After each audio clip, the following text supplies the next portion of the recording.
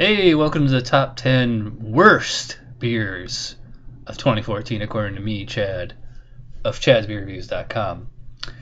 Now, you might remember, if you're a fan of mine or, whatever, back in February, I reviewed all macro beer reviews that entire month.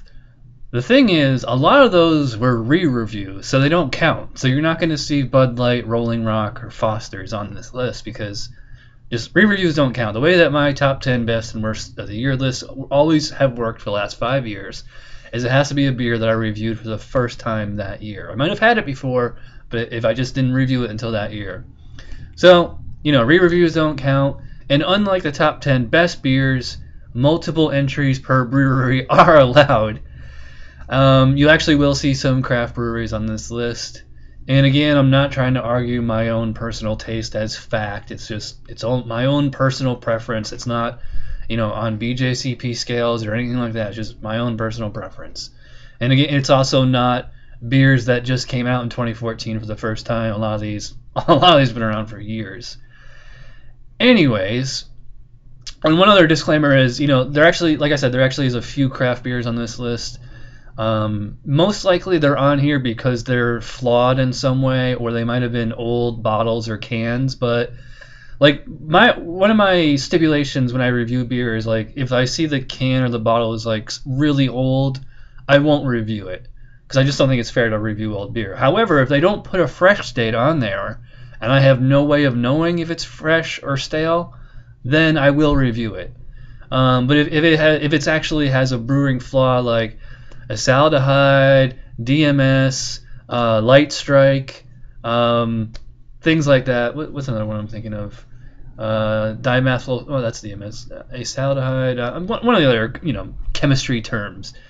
Those things I think are fair game because if a brewery releases a bad batch, then they deserve all the negative reviews they get.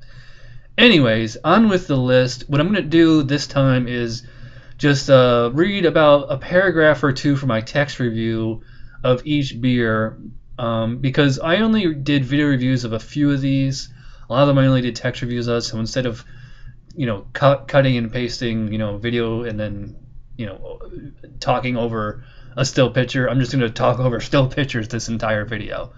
So, on with the list. Here we go. Number 10, Moonrounder Belgian Style Pale. There are a lot of things wrong with Moonrounder, which is a shame because the description and the ingredients list make the beer seem interesting.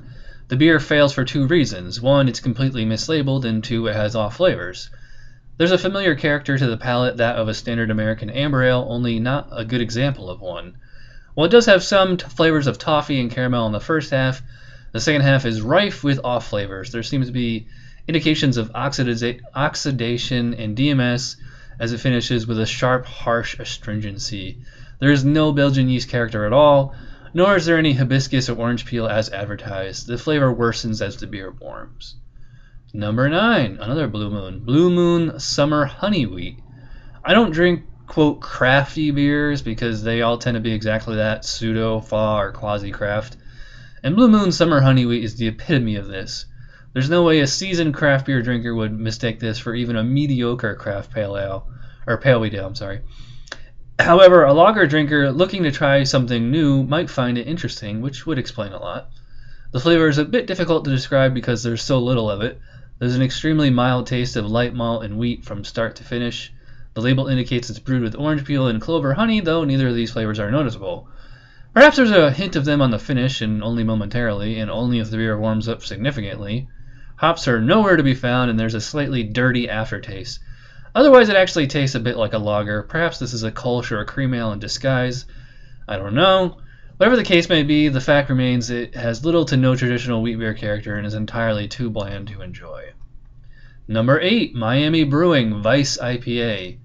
I feel bad when friends send me beer to review and it sucks. That's the case with Miami Brewing's Vice IPA, which came from a friend that knows his IPAs, though he said he never actually had this one.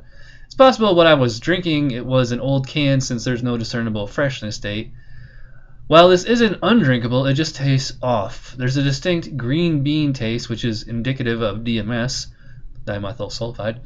The malt isn't really distinctive, and the hops are just pure dry bitterness with just a hint of orange. I detect some yellow lollipop taste as well, which is usually indicative of a stale beer. It's sweet and candy-like, but not enough to save the beer. There's an astringent tang on the finish akin to a beer off a dirty tap line. I'm not appalled, just disappointed. Number 7, Natty Daddy. Malt liquors are a fickle bunch. Drank cold out of the fridge, they tend to be bland and inoffensive, but once they warm, their ugly side comes out. So, which is the true character of the beer? Since most people who drink beers like Natty Daddy aren't sipping on them like a barley wine, I'm going to opt for the cold flavor profile. Not that there is much of a profile here anyway. The brew is bland and virtually flavorless. It does have the generic, familiar adjunct macro lager character to it in that it's light tasting with no discernible malt character and absolutely nothing in the way of hops. Some corn is noticeable along with some metallic-like flavor on the finish, though this is par for the course. Otherwise, there doesn't seem to be any of the usual suspects like acetaldehyde or DMS. Not even the alcohol is noticeable. This is actually not that bad of a beer, but simply being bland is not attributing.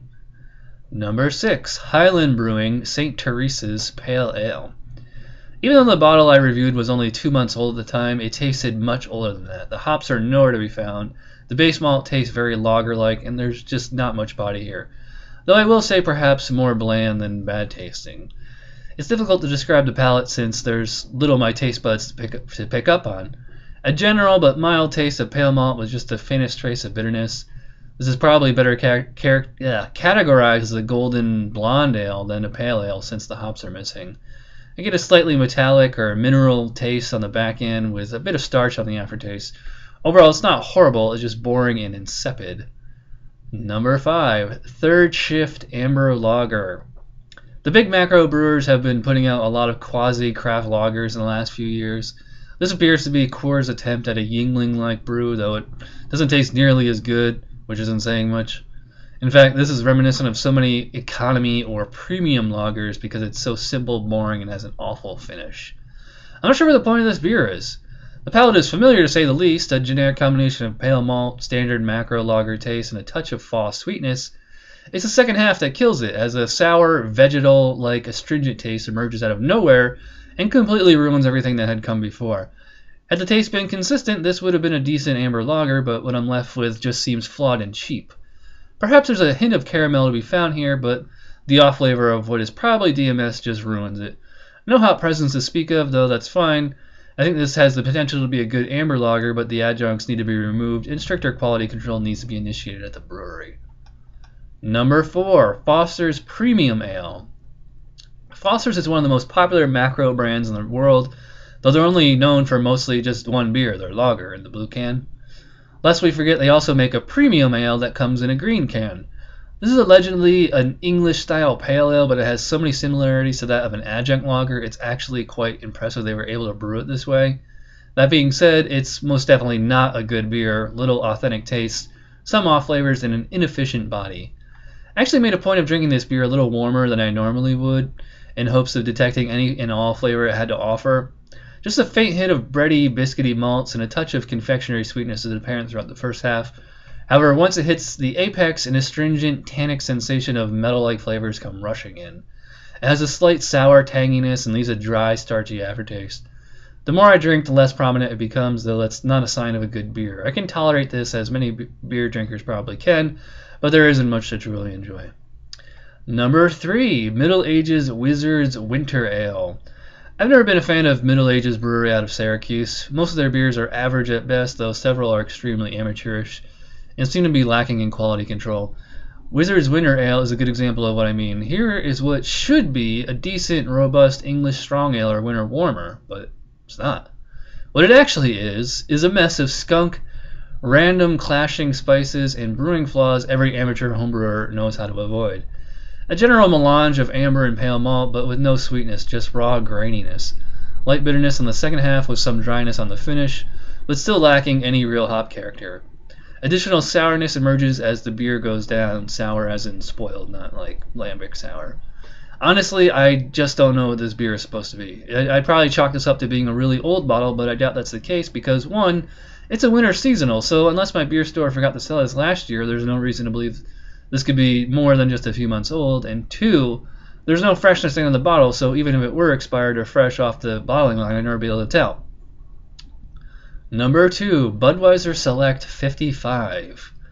I don't think light beer drinkers would want anything lighter than Bud Light, but somehow the major macro breweries have all churned out sub 100 calorie lagers, with Budweiser Select 55 being the lightest of them.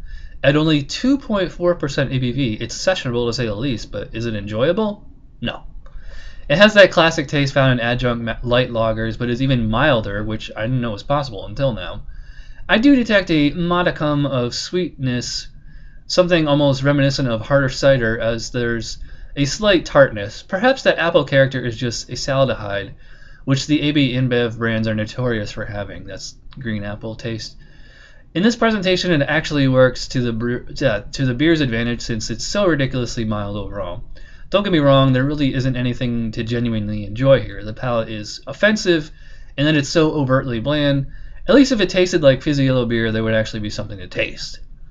Number 1, Utica Club Lite. Utica Club is the beer with the bad reputation, which is, in my opinion, not really deserved. I think I understand where it comes from, though. People are confusing Utica Club with its light version. While this beer is more bland than it is repulsive, it is quite extreme in its blandness.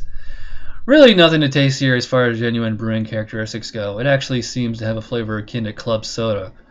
It's mostly neutral tasting with light astringency and dry, sharp tanginess. No repulsive off flavors like acetaldehyde, DMS, or diacetyl, but nothing even close to identical malt and hop makeup. This is just the epitome of cheap economy beer, and it's not even one of the better examples of the style. So there you go, the top 10 worst beers of 2014. Be sure to check out my book. This has some of the better beers. The Handbook of Porters and Stouts, available everywhere. I'll put links to all the individual reviews and a link to my book in the description box. And that's it. So hopefully 2015 will be a much better year than 2014, but I say that every year. So thanks for watching, and I will see you around. Bye.